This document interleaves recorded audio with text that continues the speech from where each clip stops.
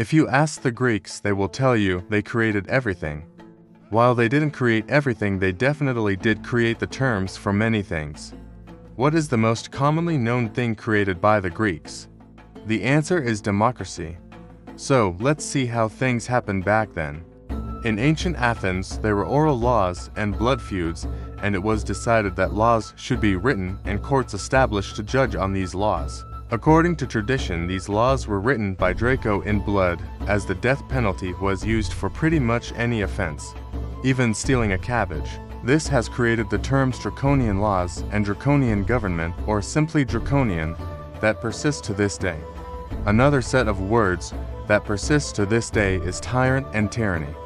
The term pretty much meant an unelected absolute leader and his rule. In Athens, a popular lawmaker, Solon, abolished most of Draco's laws and established the Athenian constitution to avoid tyranny, then went to self-imposed exile for 10 years to avoid pressure to change his laws. Solon had an enemy known as Pisistratus. Athens was divided in 3 factions.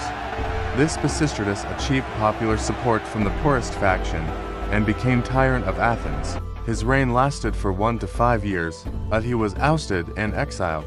There was a lot of turmoil in Athens then. The leader of the second faction, Megacles, decided to join forces with Pisistratus and form a marriage alliance to bring him back. Pisistratus returned to Athens accompanied by the goddess Athena, or rather a tall woman that was dressed as the goddess. The Athenians probably wanted to believe this myth and he was reinstated.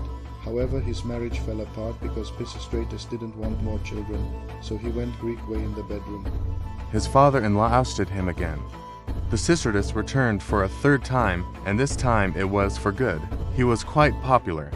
Like a tyrant, he would send his opponents to exile or keep their children as hostages. At 73, he was succeeded by his sons. His 2 sons continued the tyranny.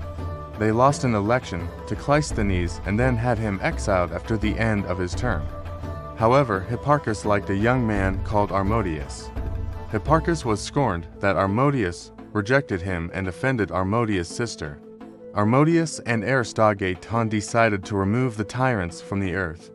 They managed to kill Hipparchus, but Hippias survived. Hippias became more of a tyrant, and 4 years later, the Spartan king Cleomenes invaded Athens and removed Hippias. The byproduct was that they brought democracy to Athens. The Athenians didn't like this narrative and claimed the tyrannicides brought it. If you ask the modern Greeks today, they would say they created democracy, but most wouldn't know much about this story.